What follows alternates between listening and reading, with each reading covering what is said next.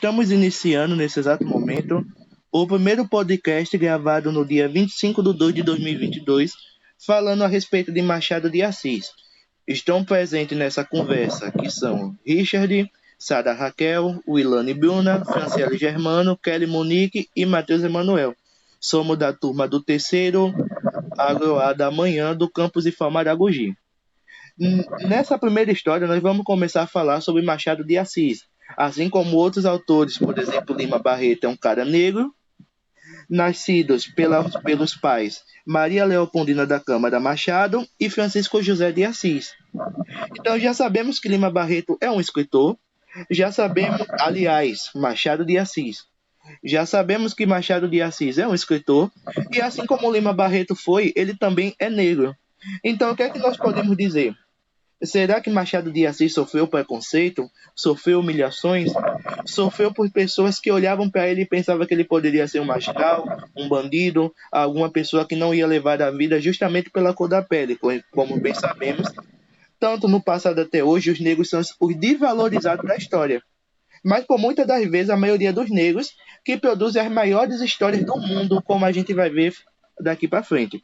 Então, nós vamos conhecer um pouco sobre nascimento, falecimento, a conjugação e algumas obras que foram publicadas por Machado de Assis, tanto obras encontradas que são popularmente feitas em escolas, sala de aulas e outros projetos, como também a gente vai conhecer se realmente existe ou não obras inadequadas de Machado de Assis, ou seja, obras que realmente ele fez, mas que nunca foi encontrada pelas pessoas, ou que realmente foi encontrada, mas que ela não é tão famosa.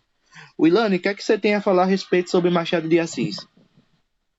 Bom, eu queria começar falando um pouquinho sobre o nascimento desse grande escritor brasileiro, né? Que se chama Joaquim Maria Machado de Assis, que nasceu no Rio, no Morro do Livramento, no dia 21 de julho de 1839. Como nós já sabemos, e o Richard falou também, ele é negro, né? Considerado mestiço, que é uma, uma, digamos assim, uma visão que as pessoas procuram sempre impactar dele. Ele veio de uma família pobre, mal estudou em escolas públicas e nunca frequentou universidade alguma. Bom, ele foi considerado um crítico literário norte-americano e é um dos maiores, né, escritores negros de todos os tempos. Infelizmente, né, ele veio a falecer no dia 29 de setembro de 1908, aos 69 anos, também no Rio de Janeiro. E a causa da sua morte foi uma úlcera cancerosa na boca. E na sua certidão de óbito relatava que ele tinha morrido de coriose generalizada, incluindo a cerebral também. Pode continuar, Richard. Pronto, dando continuidade, nós já vemos a fase mais conhecida que é a do negro, não é isso? Porque, tipo, é muito comum a gente, quando está falando desses autores antigos, é muito comum a gente ouvir, tanto em sala de aula como em histórias, dizer que esses autores eles são brasileiros. Ou seja, quando a gente fala de Machado de Assis, muito comum nas histórias, matéria de história de língua portuguesa, vocês vão ouvir alguns professores dizendo, não, Machado de Assis, ele é brasileiro, mas nunca disse que é negro.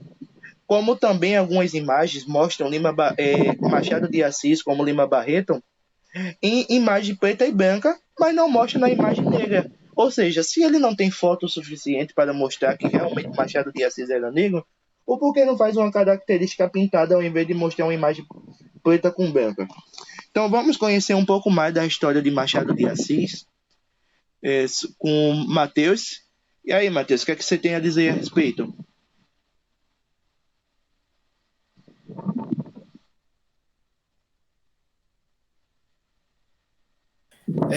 Pois bem, como já foi falado com a Wilane, ele nasceu na cidade do Rio de Janeiro, mais precisamente numa chácara. Ele não era o homem que possuía muito dinheiro, muita condição ou aporte financeiro, nem ele nem seus pais, mas isso não o impediu de ingressar e se destacar muito no âmbito da educação. Ou seja, quando a gente fala de Machado de Assis, a gente vai falar de um homem que, para além de tudo, ele foi jornalista, contista, cronista, romancista, poeta, teatrólogo. Dentre tudo, ele foi fundador da cadeira número 23 da Academia Brasileira de Letras. E ele era muito admirador, amigo de um grande nome aí da literatura brasileira também, que era o José de Alencar, que morreu cerca de 20 anos antes da fundação dessa Academia Brasileira de Letras, que Machado de Assis ele escolheu para ser o seu patrono. Tanto que ele ocupou anos a presidência da Academia Brasileira de Letras, e ela chegou a ser considerada a casa de Machado de Assis. Então, seu pai, Francisco José de Assis, ele era pintor. Sua mãe era uma mulher portuguesa que morreu muito cedo, de acordo com a doença, se não me engano, tuberculose. E ele foi criado no Morro do Livramento. Ele não tinha muitos recursos, ele estudou como pôde e se destacou dessa forma, ou seja, ele era um homem autodidata. E a partir de seus estudos, muito jovem já, se não me engano, a partir de 15 anos, ele publicou seu primeiro trabalho literário, que era um soneto, A Lima da Senhora, e no Periódico dos Pobres, e esse número é datado de 3 de outubro de 1854, se eu não me engano. Seu trabalho literário também, ele foi muito destacado durante toda a sua vida. Então, ele se tornou jornalista, a partir de 17 anos, ele já tinha grande destaque no meio literário, aqui no Brasil. Ele escrevia regularmente também para algumas revistas, ele estreou nessa época como crítico teatral. Então, Machado de Assis foi um homem que ele sempre se destacou ao longo de sua vida, justamente por essas suas obras. E o que destacava a maioria das suas obras era justamente esse realismo que ele trazia para as mesmas. Ou seja, ele era um homem que gostava muito de falar da realidade do ser humano, de falar da realidade do indivíduo, ou seja, falava do ser humano como um ser vaidoso, como um ser ruim, como um ser que tinha as suas peculiaridades, como um ser que vivia a sua vida de certa forma, e ele trazia esses aspectos na sua literatura, ou seja, cada uma das suas obras você vai ter e vai observar também esse peso da realidade, ou seja, essa carga mais densa, e diferentemente de outros atores que tendem a suavizar a vida humana, de trazer bastante o romance idealizado, trazer aquela vida mais bela, Machado de Assis vai totalmente ao contrário disso, e ele traz a visão mais dura da realidade, que é justamente aquilo que a gente está acostumado a vivenciar no nosso cotidiano, e a gente pode observar muito bem a partir da sua escrita. Então, Machado de Assis foi, de fato, um gênio. Ele viveu ali um tempo antes da abolição da escravatura, e ele já tinha determinadas opiniões a respeito do assunto. Ele lutou pelo fim do assunto. Por muito tempo, a gente viu o nome de Machado de Assis ser elitizado, ou seja, ser embranquecido, assim como alguns outros autores, como Lima Barreto, por exemplo. E esse tema de Machado de Assis, a abolição da escravatura, é um tema que gera bastante preconceito a respeito do mesmo no âmbito literário. Isso porque o próprio Machado de Assis ele escreveu em uma das suas matérias jornalísticas que antecederam em muito o 13 de maio, que ele disse que há muito burro nesse mundo. Justamente porque muita gente comentava essa questão da abolição da escravatura e achavam que Machado de Assis ele meio que se absteve dessa questão, mas não foi isso. Machado de Assis, apesar de ser negro, ele estava ali inserido dentro de uma sociedade escravagista, e ele pôde ser considerado o maior escritor brasileiro de sua época, muito provavelmente até os tempos de hoje, de toda a história do Brasil. Então, Machado de Assis, há cerca de 8 anos antes da abolição da escravatura, ele disse que a escravatura seria abolida, mas que a estrutura de toda a sociedade ela permaneceria a mesma. Ou seja, toda aquela estrutura que preza pelo escravo, que trata os negros como seres inferiores, ela permaneceria ao longo do tempo. E é justamente o que nós podemos observar hoje. Então, um homem que pensava à frente do seu tempo. Então, haverá alguns outros comentários a partir de suas obras que se dividem em algumas partes. Você vai ter aí o Machado de Assis romancista, o Machado de Assis cronista, teatrólogo, um homem que, para além de sua cor, para além de sua etnia, ele era um homem que se relacionava muito bem com as pessoas, um homem que tinha uma eloquência muito bacana, um homem que sabia como se inserir no meio da sociedade, tanto que ele se destacou de diversas formas no meio da mesma. Então a gente vai ter aí obras de romance, crônicas, contos, poemas. Vamos ter diversas obras que ele vai retratando a questão do ser humano. A gente vai ter uma divisão que geralmente se faz em relação ao Machado de Assis, que é aquela visão mais singela dele, as suas obras mais simples, os seus primeiros romances a serem publicados, e o divisor de água, que é esse paradigma do Machado de Assis, que vai ser inserido na sociedade através desse âmbito realista, que vai se dar a partir da criação do seu livro de A Memórias Póstumas de Brás Cubas, que a gente vai falar um pouco dessas obras dele mais adiante, mas que vai trazer esse aspecto mais realista da realidade, um aspecto mais real do ser humano e do indivíduo, e são coisas que a gente vai trabalhando no decorrer desse podcast. Vai. Perfeito.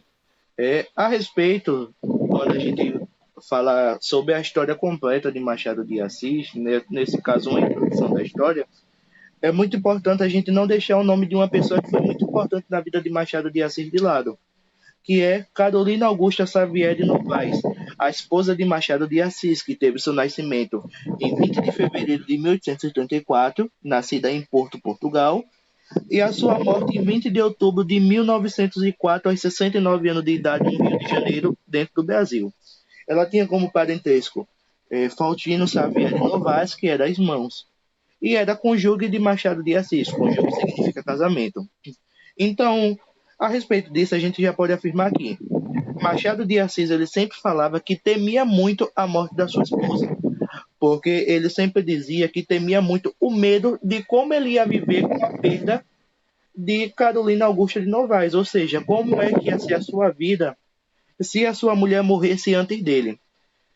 Machado de Assis chegou a escrever um soneto em homenagem à esposa, claro, que hoje em dia ele é muito ligado às peças mais comoventes da literatura brasileira e que se chama A Carolina, que vai ser falado, eu acredito que vai ser falado por algum dos meus componentes da equipe, mas que eu gostaria muito de ler um texto que eu acho muito especial, que fala: querida, ao pé do leito, derradeira em que deixasse desta longa vida, aqui venho e verei, pobre querida, trazer o coração de companheiro. Pulsar-lhe aquele afeto verdadeiro que, de respeito de toda a humana linda, fez a nossa história apestecida e num recanto pôs o mundo inteiro. Trago-lhe flores, restos arrancados da terra, que nos viu passar unidos, e horas mortos nos deixa separados. Que eu só tenho nos olhos mal feridos, pensando de vida formulados, são pensamentos idos e vividos. Essa é uma parte do soneto que foi escrevida por Machado de Assis para Carolina Augusta. Carolina Augusta, ela veio de Portugal com o intuito de cuidar de seu irmão, que andava doente, e ambos se apaixonaram. E a própria escritura de Machado de Assis fala que Carolina Augusta e Machado de Assis eram amplamente muito apaixonados um pelo outro. Tão apaixonados que chegou no momento que eles diziam que nem a história de Romeu e Julieta da atualidade mostrava o tanto de amor que Machado de Assis tinha por Carolina Augusta Xavier. É muito interessante falar sobre isso. Então, para dar continuidade, a gente meio que vê. Se nós estamos falando de Machado de Assis, a gente tem que estudar, a gente tem que falar um pouco também sobre algumas determinadas funções, começando tipo as pesquisas que falam a respeito das obras menos conhecidas de Machado de Assis. Ou seja, Kelly, o que é que você tem a falar a respeito disso? Olha, por se tratar de Machado de Assis, obras não muito conhecida, pelo menos dentro de sala de aula, que não é uma coisa muito debatida, não é uma coisa muito vista, é sobre as suas peças teatrais. Porque dentro de sala de aula, os professores trazem mais sobre os livros, sobre os poemas, sobre os contos de fato. Então, Machado de Assis publicou mais de 200 contos, 10 romances e demais publicações de diversos gêneros, como folhetins, peças teatrais, contos e crônicos, tornando-se grande referência como um cronista de sua época. O autor presenciou acontecimento histórico, como o Matheus falou, como a abolição da escravidão e a passagem do Brasil Império para o Brasil República. O teatro de Machado de Assis refere-se a toda a produção teatral do escritor brasileiro. Essas peças não usufruem nem usufruíram de maior admiração crítica de população, tanto quanto seus romances e contos. No entanto, muitas vezes são alvos de análise. Antes mesmo de escrever sua primeira peça, Machado frequentou os teatros ou que concerne a decoração e figurinos do espetáculo.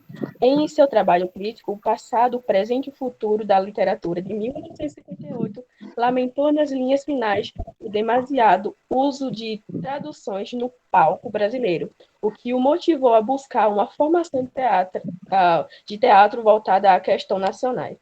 Já que em sala de aula, as teatrais, de fato, não é muito falado, já que eu fiquei responsável por falar sobre as suas obras menos conhecidas, já que não é tão falar da questão das obras teatrais, eu vou citar algumas aqui. Hoje Avental Manha-Luva, de 1860, Desencanto, de 1861, O Caminho da Porta, de 1863, O Protocolo, de 1863 também, Quase Ministro, de 1864, As Porcas Caldinas, de 1865, Os Deuses de Casaca, de 1876, Tu, Só Tu, Puro Amor, de 1880, Não Consultes Médico, de 1896, e Lição de Botânica, de 1906. Eu passo a fala. Ok.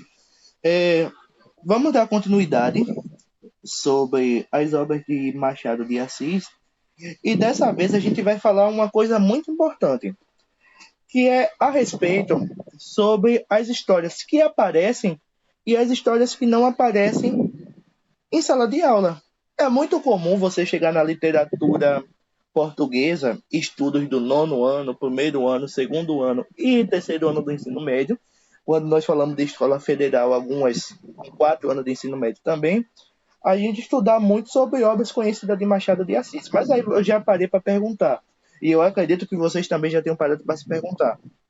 Mas é só as histórias conhecidas de Machado de Assis que existem? Cadê as obras que ele montou? Cadê toda a história que ele montou? Porque, é claro, para montar um livro, não é somente ir lá escrever um livro completo. Existem bolsos, existem escrituras que não foram publicadas, existe material que foram escrito, mas que não foram documentados por pessoas nenhumas, mas que realmente esses escritores escreveram. Franciele, o que é que você tem a falar a respeito disso aí para gente?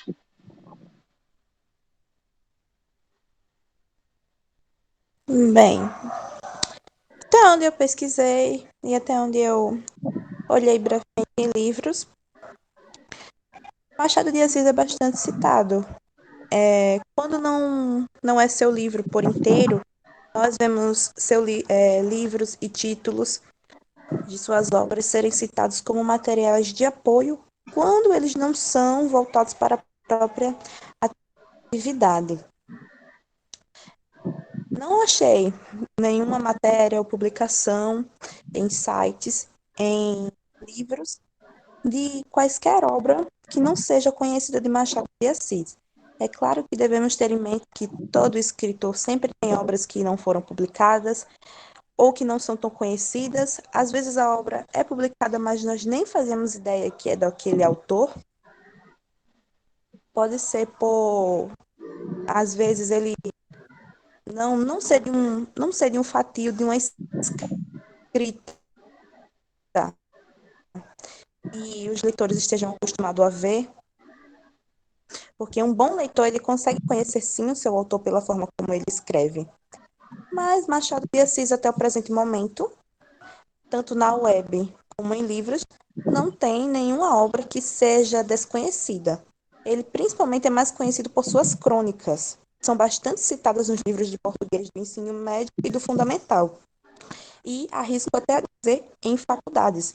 Muitas pessoas fazem suas graduações, suas pós, seus doutorados e até mesmo seus TCCs baseados nas obras de Machado de Assis. Machado de Assis é um escritor que deixa muita riqueza literária que pode ser usada em vários âmbitos, ambientes e TCCs, pesquisas, principalmente suas crônicas. Amiga, licença. Olha, a gente deu uma pesquisada nesse tópico, mas como tu aprofundou mais, tu acha que Machado, ele deveria ter mais reconhecimento, tipo, do que outros atores que são legitimamente brancos? Olha, Laninha, assim, minha opinião pessoal, eu nunca, eu, eu nunca tirei do meu tempo para ler nenhuma obra de Machado de Assis. Nunca, nunca, nunca. E muito menos assim de outros autores brancos e negros. Eu leio pelo conteúdo, mas arrisco a dizer de pequenos fragmentos de obras que eu li, tipo estrofes, algumas citações. Eu arrisco dizer que Machado de Assis foi sim um escritor muito boicotado e para época, ele foi famoso, ele ainda é famoso, mas para mim ele não é reconhecido da forma que ele merece. Sim, amiga, obrigada. Nada foi. Ok, tudo certo. É muito comum, é muito importante a gente pensar sobre isso, porque por muitas das vezes a gente pode até estar lendo uma obra de Machado de Assis que não é reconhecida pelo público, mas que está no nome de outra pessoa. Ou seja, o famoso roubo de escrituras, que infelizmente a gente não pode distinguir porque a gente não sabe se ela existe, se ela foi construída, ou se realmente é de um escritor antigo que hoje já é morto e outras pessoas estão usando no nome, né? É uma coisa que a gente deve pensar muito. Mas a respeito, já que nós falamos das obras menos conhecidas de Machado de Assis, também vamos falar um pouco sobre as obras mais conhecidas de Machado de Assis. A respeito a seguinte pergunta: nós temos algumas obras de Machado de Assis que são totalmente importantes para o início da língua portuguesa normal. Então, quando a gente pesquisa a respeito de obras feitas por Machado de Assis, nós vamos ter, por exemplo, Dons Casmurro, Memórias Postunas de Brás Cubas e Quincas Burbas. E aí eu tenho uma pergunta. Dessa vez eu vou fazer essa pergunta para Sara Raquel, que está aqui presente. Sara, o porquê que essas obras são as mais populares e conhecidas dentro de escolas, pessoas, cidades e mundo? O que é que você acha a respeito disso?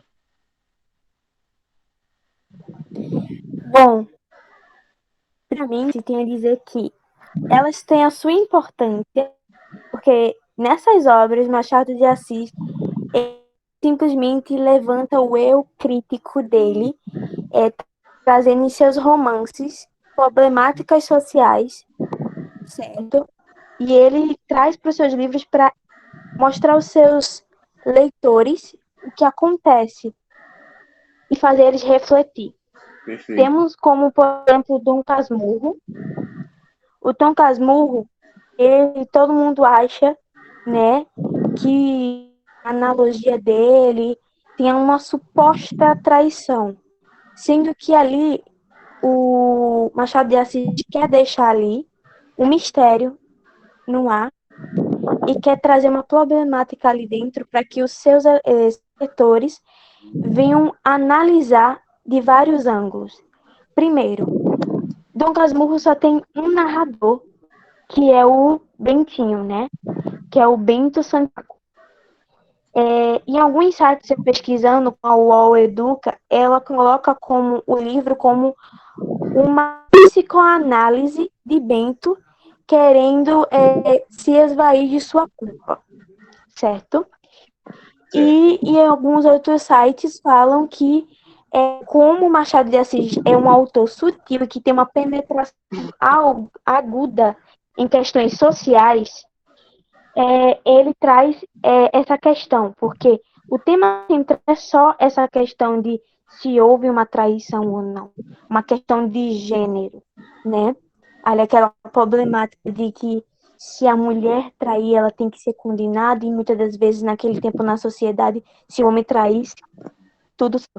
Na verdade, o tema central é o problema entre porque Capitu era pobre, certo? E Bentinho rico. E tem a disputa entre família rica e família pobre. Não pode se misturar, é tipo água e óleo. um rico não pode namorar um pobre. É essa problemática que ele traz nesse livro. Entendeu? É por isso que esse livro é importante. Temos como memória póstumas, eu tenho aqui ele. Oi? Pode falar. Sara, eu só gostaria de fazer um adentro. Sobre um meme que tem sobre a literatura brasileira. Que às vezes as pessoas gostam de dizer, você gosta de ler? Gosto. O que é que você gosta? Literatura brasileira. Aí a pessoa imediatamente olha para a pessoa e pergunta, traiu ou não traiu? E é falando justamente sobre essa obra. Aí, a depender da resposta da pessoa, a pessoa que perguntou, vamos supor, se a pessoa diz traiu. Nossa, você leu o livro? Bicho, é muito, é muito interessante como uma mesma obra é vista de diferentes ângulos, divide opiniões. Mano, é muito lindo. É só isso. Pronto, Franciele, tem uma coisa pra te dizer. Esse livro, ele não só traz essa questão, também traz outra, que é, esse livro é narrado pelo Kim, então só tem a versão dele da história, não tem a versão da capa. Então, ou seja, a história pode ser manipulada, desfeita da forma que ele quer, porque ninguém tem a versão dela. Só é a Exatamente. versão dele. É aquela Então, se coisa, teve traição, não os tem dois como lados da saber se moeda. teve ou não. Pois é. Justamente.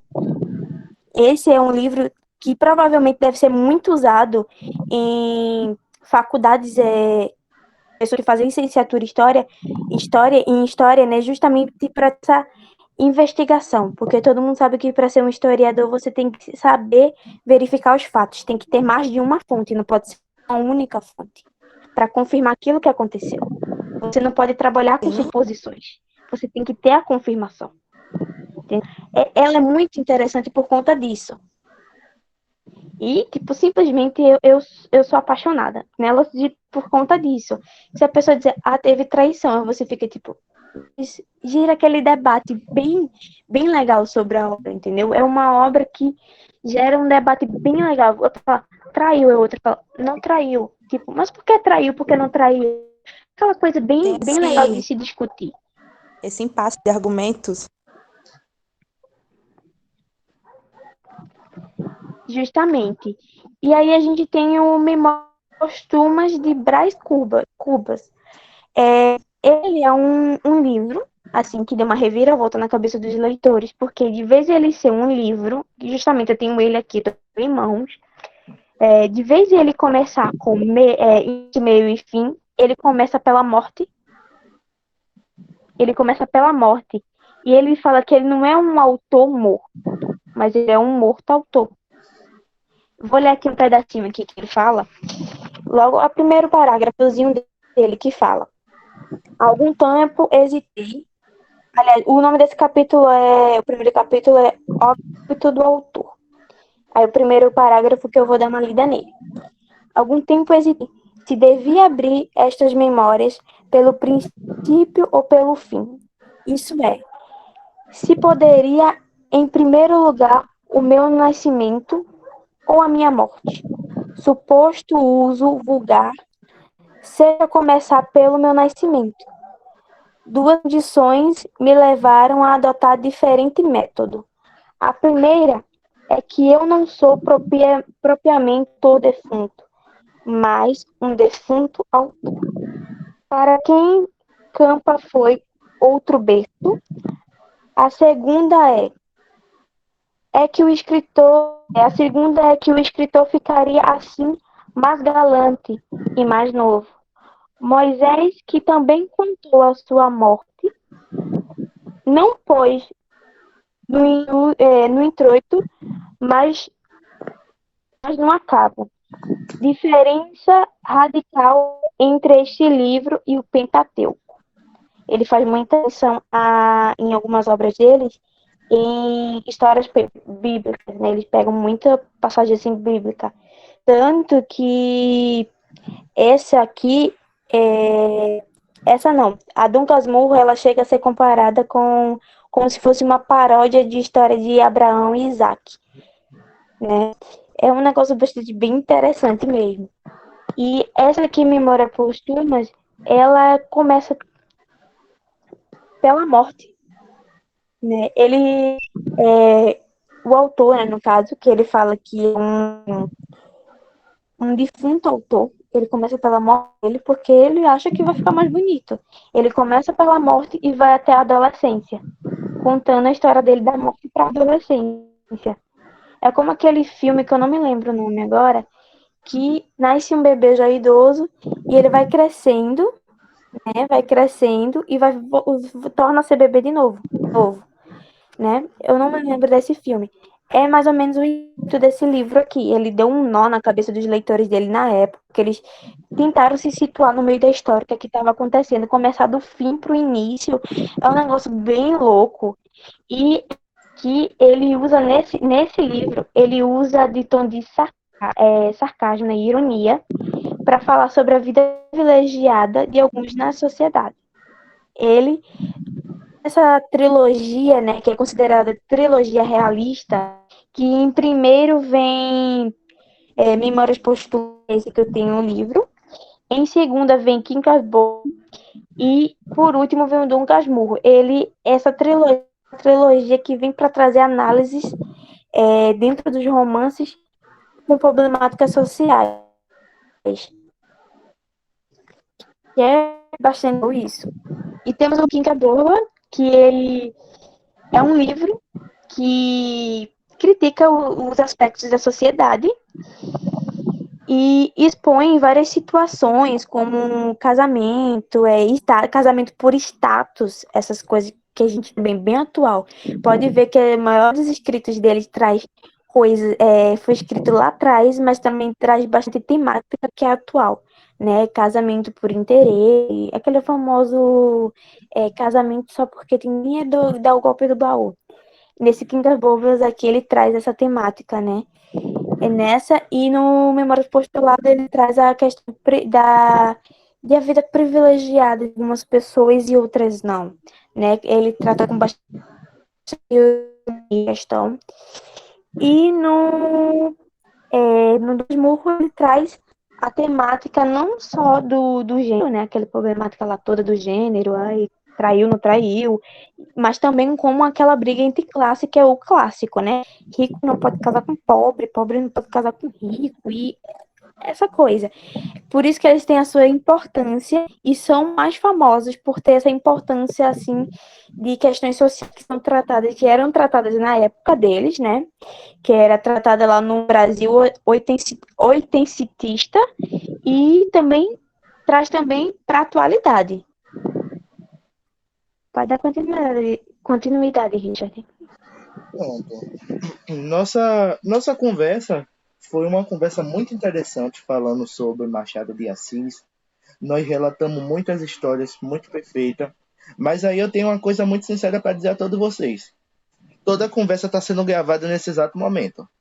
E toda essa conversa ela vai ser exposta para a nossa professora de português, a Daniele Cunha, que está com nós recentemente, né, na disciplina de língua portuguesa, e ela vai escutar tudo isso que nós falamos. É legal, né, saber disso.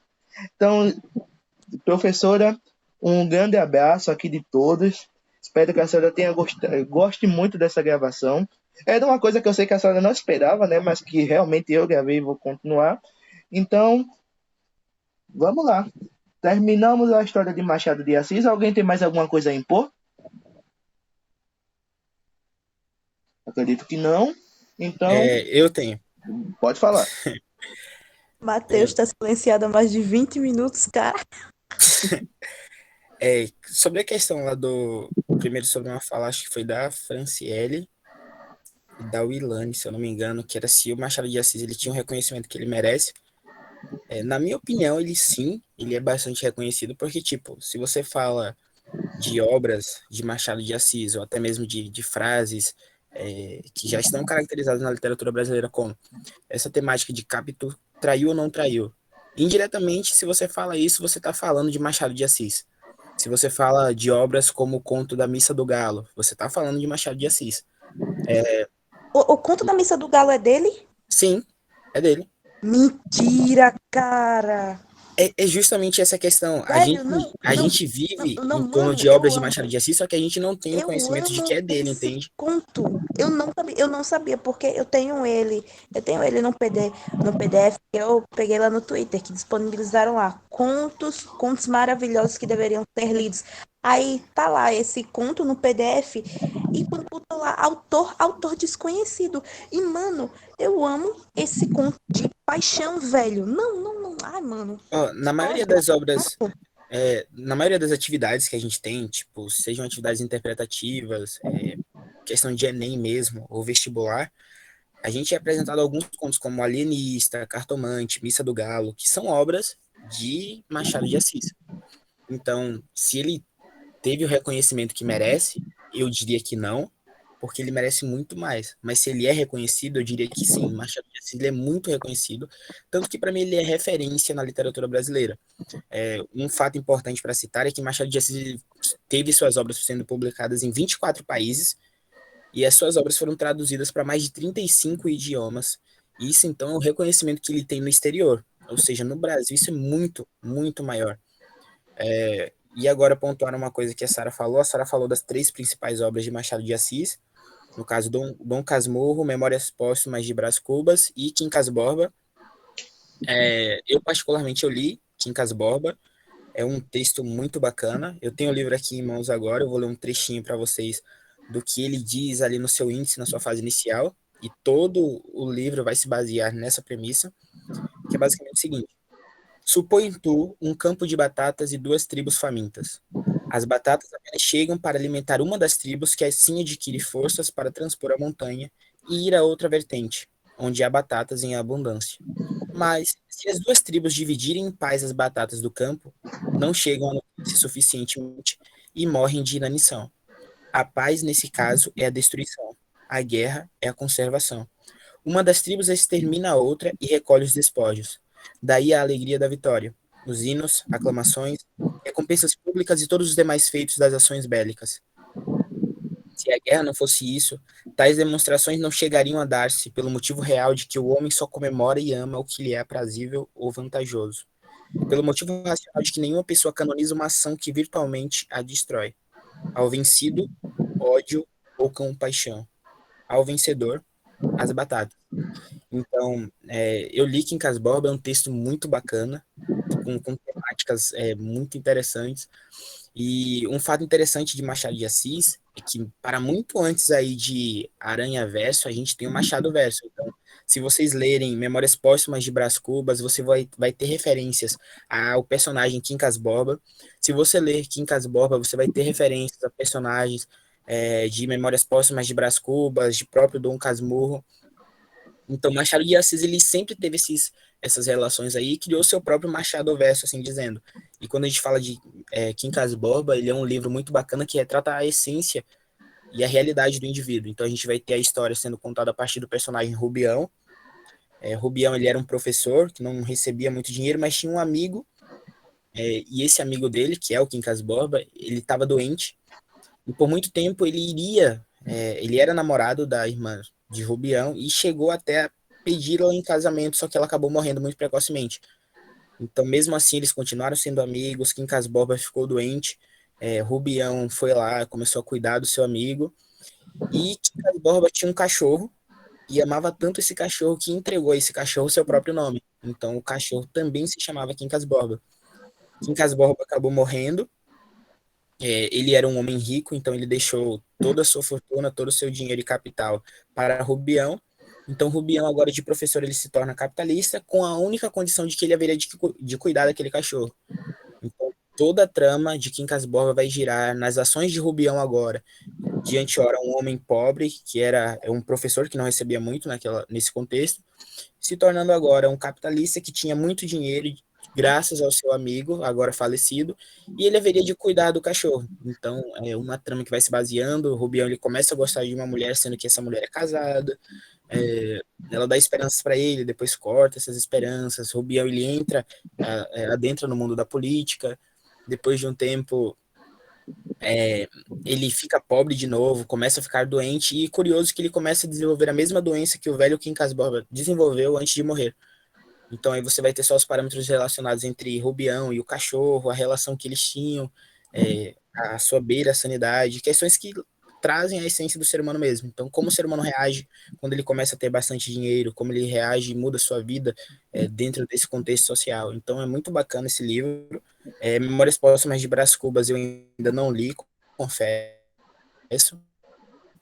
Dom Casmurro eu também não li, mas eu já vi análises desse livro. Saiu, mas você tem aí nesse livro as essências, justamente por se tratar de ciúmes, tanto do homem para com a mulher, quanto da mulher para com o homem. Nesse caso, nesse contexto, a gente vai ter o ciúme de Bentinho para com Capitu, justamente por várias ações que ele vai traçando durante esse texto, durante essa análise. Então, são coisas de Machado de Assis que são muito bacanas a gente ficar comentando, mas como o tempo não nos permite falar muito, então a gente vai passando adiante. Tudo certo.